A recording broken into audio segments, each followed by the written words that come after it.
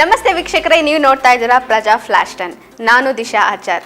ಇದೀಗ ನೋಡೋಣ ಈವರೆಗಿನ ಹೈಲೈಟ್ಸ್. ಬಿಜೆಪಿಯವರು ಮೆಟ್ರೋ ದರ ಏರಿಕೆ ವಿರುದ್ಧ ಪ್ರತಿಭಟನೆ ನಾಟಕ ಮಾಡೋದ್ರ ಬದಲು ಕರ್ನಾಟಕದ ಪಾಲಿನ ತೆರಿಗೆ ಹಣ ಕೊಡಿಸಲಿ. ಒಳ್ಳೆ ಕೆಲಸ ಮಾಡದೆ ಇದ್ರೂ ಕೆಟ್ಟ ಕೆಲಸ ಮಾಡೋದ್ರಲ್ಲಿ ಬಿಜೆಪಿಯವರು ಎತ್ತಿದ ಕೈ. ಕರ್ನಾಟಕದ ಅಭಿವೃದ್ಧಿಗೆ ಕೇಂದ್ರ ಸರ್ಕಾರವೇ ಅಡ್ಡಿ ಎಂದು ಮಾಜಿ ಸಂಸದ ಡಿಕೆ ಸುರೇಶ್ ಅವರು ಕಿಡಿಕಾರಿದ್ದಾರೆ.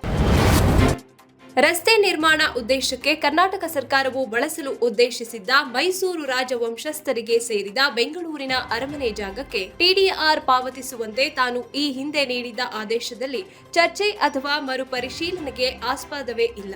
ಈ ಕುರಿತ ಆದೇಶವನ್ನ ಕಟ್ಟುನಿಟ್ಟಾಗಿ ಪಾಲಿಸಬೇಕು ಎಂದು ಸುಪ್ರೀಂ ಕೋರ್ಟ್ ಕರ್ನಾಟಕ ಸರ್ಕಾರಕ್ಕೆ ಸೂಚಿಸಿದೆ.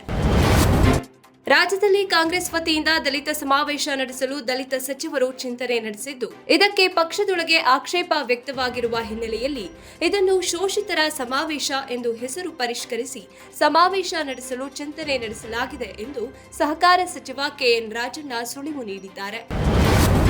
ಭದ್ರಾವತಿಯಲ್ಲಿ ಅಕ್ರಮ ಮರಳುಗಾರಿಕೆ ತಡೆಯಲು ತುಂಗಭದ್ರಾ ನದಿಗೆ ತೆರಳಿದ್ದ ಗಣಿ ಮತ್ತು ಭೂ ವಿಜ್ಞಾನ ಇಲಾಖೆ ಮಹಿಳಾ ಅಧಿಕಾರಿ ಜ್ಯೋತಿ ಅವರನ್ನ ಅವಾಚ್ಯ ಶಬ್ದಗಳಿಂದ ನಿಂದಿಸಿದ ವ್ಯಕ್ತಿಯ ವಿರುದ್ಧ ಸರ್ಕಾರ ಎಫ್ಐಆರ್ ದಾಖಲಿಸಿ ಬಂಧಿಸಲು ಸೂಚಿಸಬೇಕು ಎಂದು ಜೆಡಿಎಸ್ ರಾಜ್ಯ ಯುವ ಘಟಕದ ಅಧ್ಯಕ್ಷ ನಿಖಿಲ್ ಕುಮಾರಸ್ವಾಮಿ ಸವಾಲು ಹಾಕಿದ್ದಾರೆ.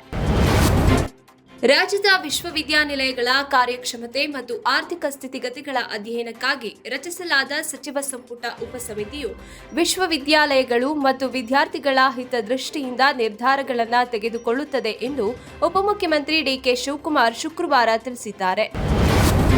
ಕೇಂದ್ರ ರಸ್ತೆ ಸಾರಿಗೆ ಮತ್ತು ಹೆದ್ದಾರಿ ಸಚಿವ ನಿತಿನ್ ಗಡ್ಕರಿ ಉತ್ತರ ಪ್ರದೇಶದಲ್ಲಿ 1,000 ಕೋಟಿ ರೂಪಾಯಿ ಮೌಲ್ಯದ ರಸ್ತೆಗಳ ಅಭಿವೃದ್ಧಿ ಯೋಜನೆಗಳಿಗೆ ಚಾಲನೆ ನೀಡಿದ್ರು.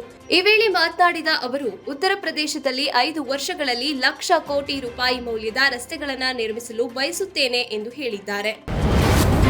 ಪ್ರಯಾಗ್ರಾಜ್ನಲ್ಲಿ 144 ವರ್ಷಗಳ ನಂತರ ನಡೆಯುತ್ತಿರುವ ಮಹಾಕುಂಭ ಮೇಳದಲ್ಲಿ ಈಗಾಗಲೇ 1 ತಿಂಗಳ ಅವಧಿಯಲ್ಲಿ 50 ಕೋಟಿಗೂ ಹೆಚ್ಚು ಭಕ್ತರು ಪವಿತ್ರ ಸ್ನಾನ ಮಾಡಿದ್ದಾರೆ ಎಂದು ಉತ್ತರ ಪ್ರದೇಶದ ಮುಖ್ಯಮಂತ್ರಿ ಯೋಗಿ ಆದಿತ್ಯನಾಥ್ ತಿಳಿಸಿದ್ದಾರೆ.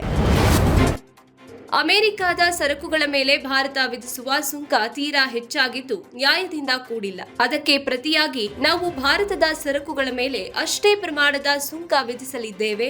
ಇದರಲ್ಲಿ ಯಾವುದೇ ರಿಯಾಯಿತಿ ಇಲ್ಲ ಎಂದು ಅಮೆರಿಕದ ಅಧ್ಯಕ್ಷ ಡೊನಾಲ್ಡ್ ಟ್ರಂಪ್ ಪ್ರಕಟಿಸಿದ್ದಾರೆ.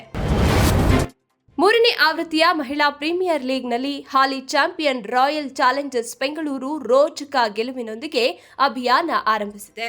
ಉದ್ಘಾಟನಾ ಪಂದ್ಯದಲ್ಲಿ ಗುಜರಾತ್ ಜೈಂಟ್ಸ್ ನೀಡಿದ್ದ 203 ರನ್ಗಳ ಬೃಹತ್ ಗುರಿಯನ್ನ ಬೆನ್ನಟ್ಟಿದ್ದ ಆರ್ಸಿಬಿ ದಾಖಲೆಯ ಗೆಲುವಿನೊಂದಿಗೆ ಟೂರ್ನಿಯಲ್ಲಿ ಶುಭಾರಂಭ ಮಾಡಿದೆ. ಟೇರಾ ಸಿನಿಮಾದ ಬಳಿಕ ನಟ ಚಾಲೆಂಜಿಂಗ್ ಸ್ಟಾರ್ ದರ್ಶನ್ ಮಿಲನಾ ಪ್ರಕಾಶ್ ನಿರ್ದೇಶನದ ಡೆವಿಲ್ ಸಿನಿಮಾದ ಶೂಟಿಂಗ್ನಲ್ಲಿ ತೊಡಗಿಕೊಂಡಿದ್ರು. ಆದರೆ ರೇಣುಕಾಸ್ವಾಮಿ ಕೊಲೆ ಕೇಸ್ನಲ್ಲಿ ದರ್ಶನ್ ಜೈಲು ಸೇರಿದ್ದ ಬಳಿ ಸುಮಾರು 7 ತಿಂಗಳ ಕಾಲ ಶೂಟಿಂಗ್ ಸ್ಥಗಿತಗೊಳಿಸಲಾಗಿತ್ತು. ಈ ಮಧ್ಯೆ ಡೆವಿಲ್ ಚಿತ್ರದ ಟೈಟಲ್ ಕೊಂಚ ಬದಲಾವಣೆ ಮಾಡಲಾಗಿದೆ. ಈ ಮೊದಲ ಚಿತ್ರಕ್ಕೆ ಡೆವಿಲ್ ದಿ ಹೀರೋ ಅನ್ನೋ ಟೈಟಲ್ ಇತ್ತು. ಈಗ ಅದನ್ನ ದಿ ಡೆವಿಲ್ ಎಂದು ಬದಲಿಸಿದ್ದಾರೆ. ಇದಾಗಿತ್ತು ಈವರೆಗಿನ ಹೈಲೈಟ್ಸ್. ಮತ್ತಷ್ಟು ಅಪ್ಡೇಟ್ಸ್ಗಾಗಿ ನೋಡ್ತಾ ಇರಿ ಪ್ರಜಾಧ್ವನಿ ಟಿವಿ.